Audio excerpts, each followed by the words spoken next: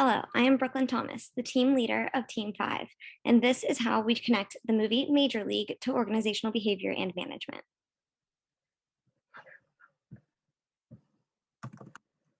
Hi, my name is Brooke, and I am on Team 5. We learned about communication in the first set of lecture notes. In the movie, they need good communication because that is one of the most important parts when playing baseball or softball. In the beginning of the movie, we see a lady named Rachel Phelps walk in, who is the owner of the team and is talking to her board of advisors. She comes in and addresses the issue that many seem to have. She gives a new roster and explains her reasoning. She informed them, persuaded them that she is more than capable of running the team into the ground, and built goodwill by restating her position as owner. She understood her audience and spoke to them directly because she understood the demographics of her advisors. She also wanted to communicate to the team that they were bad, so they would actually do terrible. She shows a good example on what not to do as a manager, and she was almost effective with the outcome she wanted. Coach did well by communicating in the best way he could. During tryouts, he critiqued the few players and told them what they needed to work on. It was not a formal business-like encounter. These are grown men playing baseball, so being informal was the best way to communicate effectively. For example, Coach wanted to see how fast Ricky could throw. He made him a little mad, and Ricky threw the ball so hard he broke a board. The coach simply said, "Good velocity." They gave feedback constructively, and what we learned on building goodwill, there should be sensitivity in the workplace. Since it's a movie about baseball players with big egos, it's logical why the coach talks to them the way he does. In motivation, Hayes shows up with a fancy car, energetic, shakes all the coach's hands, and tells them he's going to be putting on a hitting show. He continues to show enthusiasm for baseball and meeting all of the players. He is supposedly not on the list or invited to the camp. When he wakes up and he joins the race in his PJs, he wins and then is invited to practice. He shows a lot of motivation, like we learned in the motivation lecture. He's energized, directs, sustains energetic feelings. He's confident, goofy, and gives excited behavior. He definitely stood out in the crowd because of his abnormal enthusiasm compared to the rest of the guys. I especially liked whenever he hit a ball in the air during the first game and did 20 push-ups like the coach told him to in practice. Ricky has a rather rebellious morale, which is one of the feelings or attitude about something. He has a high morale when it comes to pitching, like when he broke the wood pitching board. He has a low morale at first when it comes to his attitude on the team, like when he thought he was cut and flipped out on the coach, then went and fought a player. Coach also shows motivation by telling the team every newspaper thinks they suck. He started out rough. By the end, he figured out how to motivate them. He told the team that the owner put together the worst team so they would lose. This motivates them to want to win the whole thing. Coach comes up with a cutout board of Rachel, and every time they win, they take off a piece of covering her body. They won enough games, and all the pieces were taken off. So these were just some examples of whenever I saw 3 times when people showed a lot of motivation, like we learned in lecture.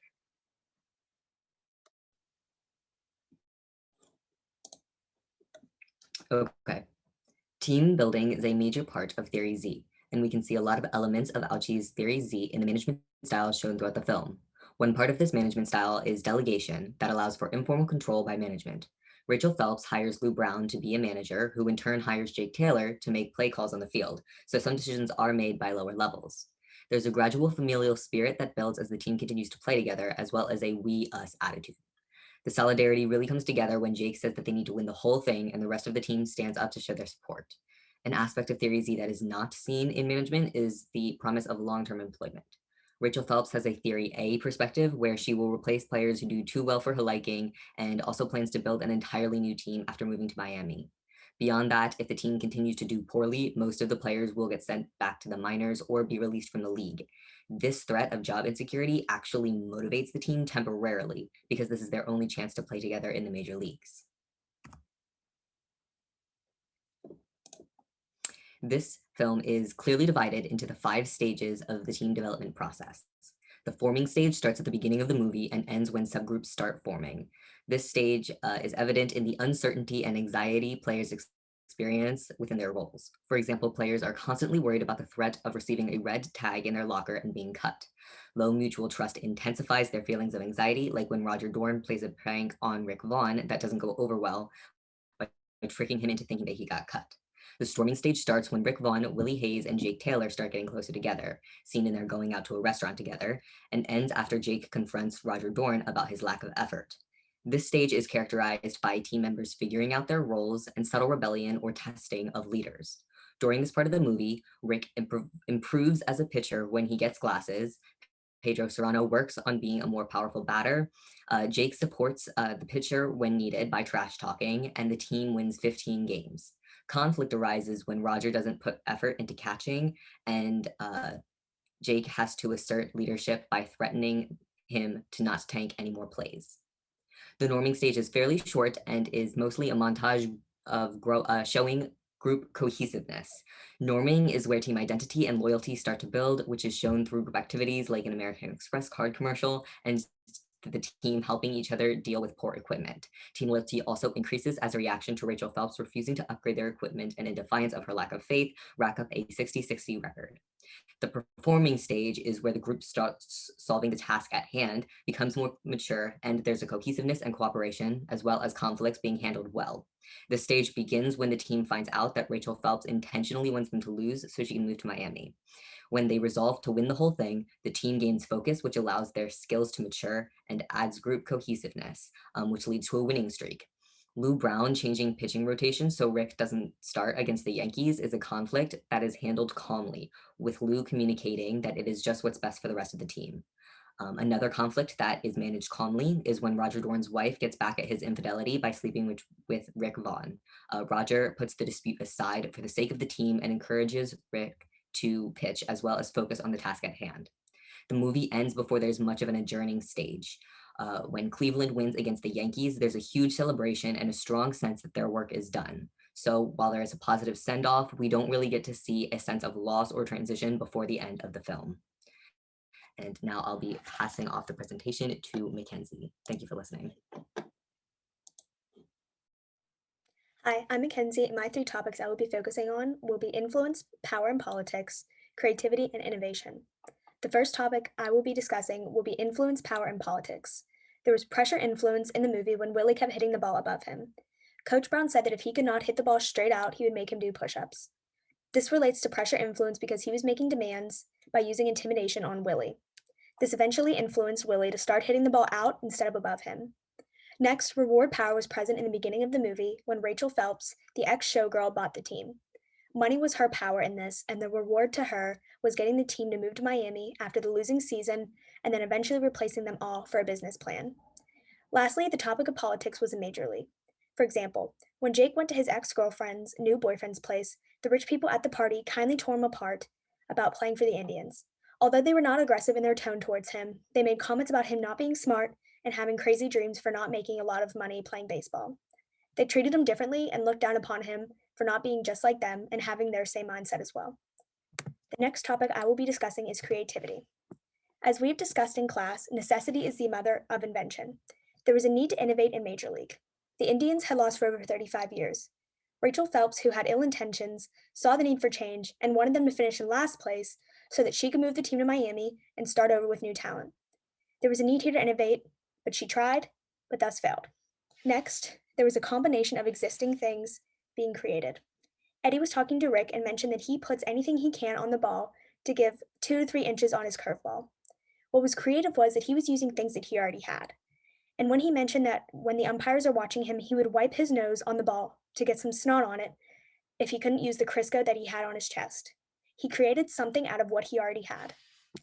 Lastly, there was a drive of creative performance and it had key factors. Duke had motivation to solve the problem in the moment of the game. They needed to get one more person out to win the game. He was knowledgeable in a sports smart way, and when he talked to Rick at the pitcher's mound to motivate him to do this as well. Duke then was chirping the batter and helped Rick in getting that player out for the win. My final topic I will be discussing will be innovation. The innovation system, specifically human capital, was present in Major League. Every person on that team was under Phelps was considered capital. They were considered to be as important to her as money would be. True success in this comes from the attitude of the players on the team, and that will tell you how innovative this system will be. As we saw, her innovative plan failed because the members of the team did not let her innovative system work. Next, process innovation is a new way to do things. As I've Previously mentioned, Phelps was making the team try to come in dead last. No one had ever done that or said that before. Usually, a team wants to win and try to make it as far as they can. This was her new way of thinking and doing things. Finally, there was committed leadership shown by Jake Taylor and the team by the famous quote, "Well, I guess there is only one thing left to do: win the whole effing thing."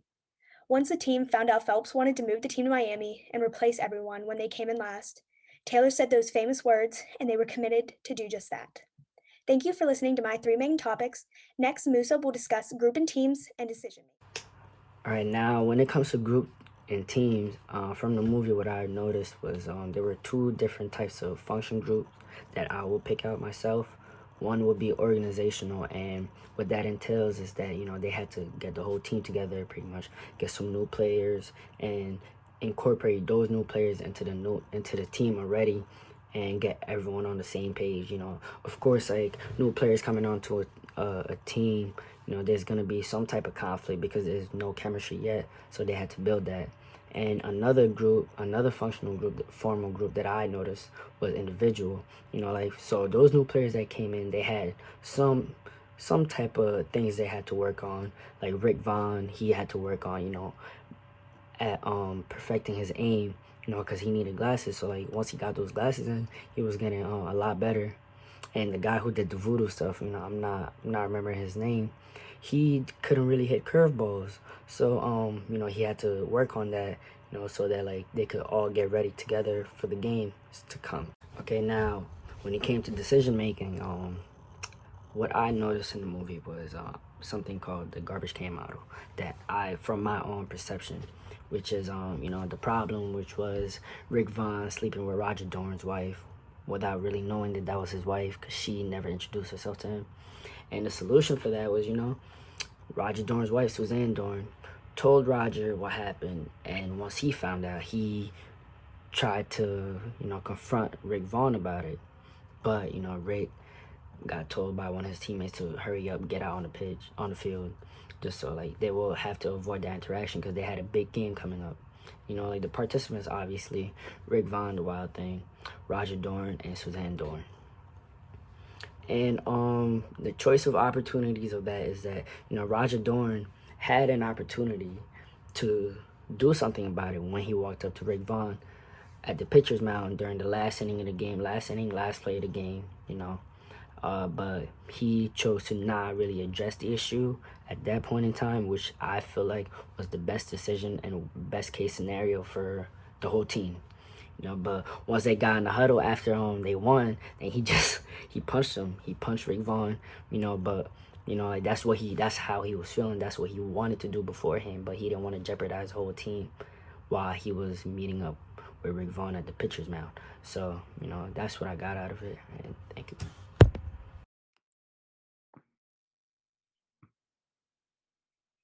Hi, Brooklyn again, here to tell you about how we connected the managing conflict section of our course to the movie.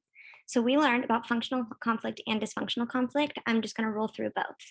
So functional conflict is constructive, and in Major League, functional conflict can be observed when the Indians manager, Lou, notifies Ricky that he will not be starting pitcher in the championship game against the Yankees. While Ricky did not agree with this decision, there was mutual respect between both parties, and ultimately Ricky helped lead the team to victory with the cooperative conflict. Dysfunctional conflict can be seen through unmatched expectations between the team and the owner, Rachel Phelps. This type of conflict threatens the organization's interests. While the team, as we know, was focused on doing their best, Phelps was focused on the team losing for her personal gain to move to Miami. The unmatched expectations brought the team itself closer as they generated to handle this conflict by cooperating and to identify and generate a solution to their problem, which ultimately led to their victory.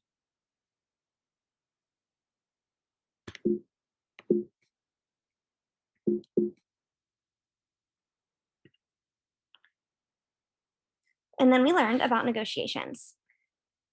In class, we learned of 2 types of negotiations, distributive and integrative.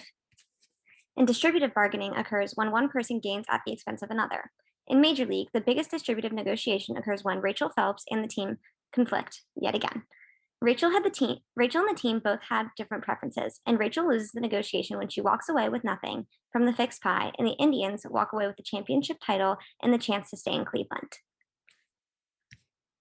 Integrative negotiations occur when an agreement can be found that benefits both parties. Here, we can see an integrative negotiation when it is learned that Ricky Vaughn is nearly blind. Ricky is given glasses to see better, which benefits him and his life overall, while this agreement also benefits the coach as he now has a perfect eyesighted fast pitcher. Hi everyone, I'm Julian and I'm going to be talking to you guys about diversity and ethics throughout the movie, The Major League. At the start of the movie, a diversity issue quickly arose, which dealt with barriers placed on women who strive to achieve roles of leadership. Rachel Phelps is first seen talking about the backlash she received from the press for being a woman owning a National Baseball League. According to the press, it was because she was the ex-showgirl of Donald Phelps. Later, the players were seen partaking in a hostile environment where they started off by bullying Willie Hayes by dragging his bed outside and making him do sprints in his pajamas. However, it wasn't until after they noticed how fast he could run that they started to treat him differently and give him praise. Affirmative action was also not seen as a priority for the team, as only 2 players were Black and the rest were white, and there was 0 people of color chosen to manage or coach the team. This showed diversity had little priority where normally diversity is a prime focus in sports. The movie also played on with stereotypes, where they pictured the only 2 groundkeepers as Asian guys who spoke no English but talked smack about the team. In terms of ethics, moral disengagement was also prevalent throughout the entire movie. One instance was when Rachel Phelps wanted the team to come in dead last because they had already been losing. This was to reallocate the team to Miami. She really did not care about the players, as Rachel herself said. She wanted to use the money to go golfing, buy a mansion in Boca Raton, and get access to their country clubs. Another unethical instance was with the not so unusual relationship between Jack and Lynn. Jack called his ex-wife Lynn by using a restaurant telephone that he was in when he noticed her on a date with another guy. He had her come down to meet him and even asked for a number right in front of the other guy, who happened to be a wealthy lawyer. However, she gave him a fake number, so he decided to show up at her workplace. He decided to further pursue her when he showed up to what he believed was her house, but in reality was the home of the lawyer, which was very uncomfortable for him to see another guy with his hands around his ex-wife. They both showed moral justification in their affair by allowing the situation to escalate and distorted the consequences by keeping it hidden from everyone else. Lastly, the owner of the team, Rachel, went into the boys' locker room to tell them about equipment cuts, but as she was doing so, she decided to inappropriately touch the guys in the locker room. Later that same day, the coach told the players Rachel's true intentions of wanting the team to reallocate, to lose so that they can reallocate. And the players responded by saying the only thing left for us to do is to win the whole effing thing. The coach even made a cardboard cutout of her with the words "You guys stink" written next to it, and took off pieces of clothing for every win they had until she was fully undressed. Although Rachel may have had it coming, the team reduced her worthiness and completely dehumanized her. I wish I could continue speaking more about all the diversity related and unethical acts throughout the movie, but these were just a few that really stood out to me. Thank you for listening.